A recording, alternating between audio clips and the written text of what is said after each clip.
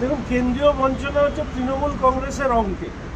বঞ্চনা তো আসলে তৃণমূল কংগ্রেসের নেতা এবং কর্মীদের মধ্যে রয়েছে। যে নেতাদের আগে সাইকেলে টায়ার টিউবে পাম্প চলে গেলে সেটাকে ঠিক করতে হতো, তারা সব ফরচুনা নিয়ে ঘুরছে। আর কর্মীদের অবস্থা তারা পশ্চিমবঙ্গের 8-10 জনের মধ্যে। মানে বঞ্চনা যদি থাকে তাহলে তৃণমূলের নেতাদের সাথে কর্মীদের।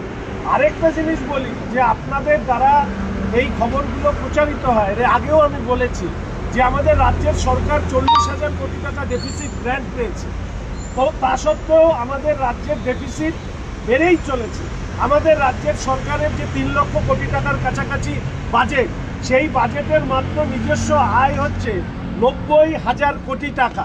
আর সেই 90,000 কোটি টাকা দিয়ে যে সরকার পেনশন, স্যালারি এবং ইন্টারেস্ট দিতে পারে না, সেই সরকার একটু দয়া করে কেন্দ্রের সরকার কত টাকা দিয়েছে সেটা মানুষের সামনে নিয়ে আসুক। আরেকটি জিনিস বলে রাখি, যে UPA 2 এর আমলে রাজ্যের বর্তমান মুখ্যমন্ত্রী তার দল সেই সময় সরকারের সঙ্গে ছিল। ফলে একটা তুলনামূলক আলোচনার ডিবেট নিশ্চিতভাবে হওয়া দরকার। না হলে মানুষকে একই গল্প বারবার করে কেন্দ্রীয় বঞ্চনার কথা বলে এই যে বিভ্রান্তি তৈরি করা হয়, না হলে সেটা কাটবে না। তৃণমূল কংগ্রেস সিদ্ধান্ত নিয়েছে যে ফিজিক্যাল ভেরিফিকেশন করতে তারা বাড়ি বাড়ি পৌঁছবে এবার ভোটারদের বিষয়। অভিষেক বন্দ্যোপাধ্যায় সেই সিদ্ধান্তের কথা। মস্তান বাহিনীকে পাঠাবে ভয় দেখাতে। লক্ষ্য তো একটাই, অনুপ্রবেশকারী রোহিঙ্গা আর জিহাদিদেরকে ভোটার তালিকায় নাম তোলা। তৃণমূল কংগ্রেসের ফিজিক্যাল ভেরিফিকেশন, ভোটার লিস্টের নাম করে মানুষকে ভয় দেখানোর এটা একটা পরিকল্পনা। 2026 সালে তরি ঢুকতে চলেছে, এটা বুঝতে পেরে পিসি ভাইপো দুজনে মিলেই মানুষকে ভয় দেখাতে শুরু করেছে।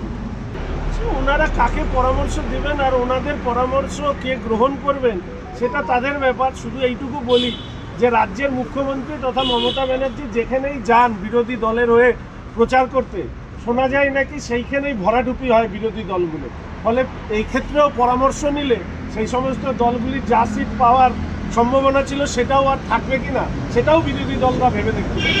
যে বাংলা জিহাদিদের মুক্তাঞ্চল হিসাবে পরিণত হয়েছে।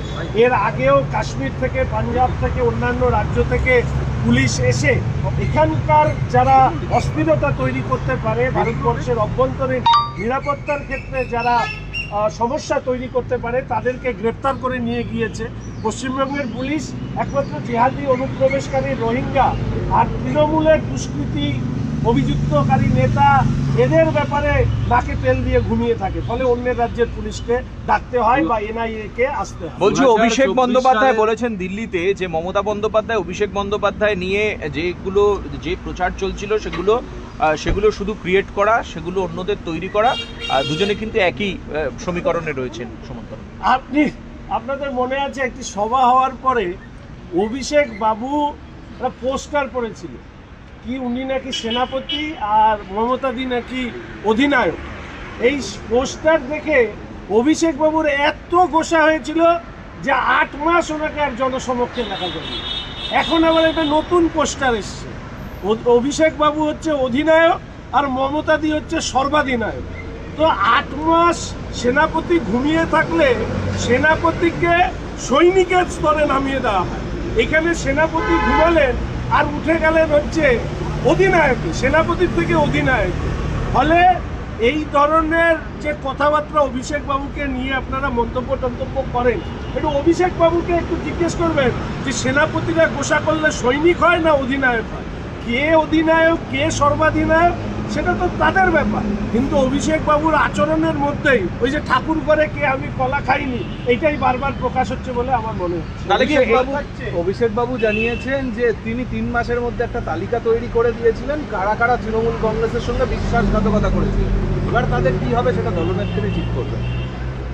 তো কেউ তো এই প্রশ্ন অভিষেক বাবুকে নিয়েও করতে পারেন। ওনার গোসা হলে যেভাবে ঘরের ভেতরে ঢুকে যান, উনি কতখানি দলের মধ্যে বিশ্বাসযোগ্যতা রাখতে পারছেন সেটা তো অভিষেক বাবুকে প্রশ্ন করা দরকার। আর 3 মাস সময় দিয়েছেন। আবার দেখুন অভিষেক বাবু কখন গোসা করবেন, ঘরের মধ্যে ঢুকে যাবেন, তার বিশ্বাসঘাতকের তালিকা নিয়ে আপনারাই বা তখন কি করবেন? 21শে জুলাইয়ের সভা যারা যান না, তৃণমূলের স্ট্যাম্প যাদের গায়ে নেই, তাদের ব্যাপারে পুলিশ হচ্ছে বীর পুঙ্গ। আর বাদ বাকি যাদের গায়ে দুষ্কৃতী স্ট্যাম্প, অনুপ্রবেশকারী স্ট্যাম্প, জিহাদির স্ট্যাম্প, রোহিঙ্গার স্ট্যাম্প, 21শে জুলাইয়ের স্ট্যাম্প, এই সমস্ত যদি স্ট্যাম্প থাকে পুলিশ তখন টেবিলের তুলায় লোকায়। এটাই তো পশ্চিমবঙ্গ। এই পশ্চিমবঙ্গে গণতন্ত্র আছে না। বলছি কল্যাণ বন্দ্যোপাধ্যায় আজকে সংসদে দাঁড়িয়ে শিবরাজ সিং চৌহানকে বলেছেন যে বকেয়া প্রসঙ্গে যখন কথা বলছেন তখন কল্যাণবাবুর ক্লাসটা এখন পর্যন্ত পশ্চিমবঙ্গের মানুষ বুঝতে পারে না। ওনার ক্লাস আর ক্লাস দুটোই মাঝে মাঝে এক হয়ে যায় বলে নানা সময় নানা কথা বলে। কল্যাণবাবু বলছেন যে শুভেন্দু অধিকারী মার খেলে আমি খুশি হতাম। ওনার ইচ্ছে পূর্ণ করার দায়িত্ব শুভেন্দুবাবুর নেই। তবে আমি শুধু এইটুকু বলবো, কল্যাণবাবু নানা সময় নানা রূপ ধারণ করেন। এই ধরনের মন্তব্য করতে গিয়ে হিতে বিপরীত না হয়ে যায়। কারণ আপনারা জানেন যে ভবিষ্যৎকে চিনতে হবে বলে একটি পোস্টার করেছিল, তারা আবার কল্যাণবাবুকে এই সমস্ত মন্তব্যের জন্য ঠেঙিয়ে না। আমাদের ভিডিও ভালো লাগলে লাইক এবং শেয়ার করুন। কমেন্ট সেকশনে গিয়ে জানান আপনাদের মতামত। আরও ভিডিও পেতে আমাদের চ্যানেল সাবস্ক্রাইব করুন এবং প্রতি মুহূর্তে খবরের আপডেট পেতে প্রেস করুন বেল আইকন।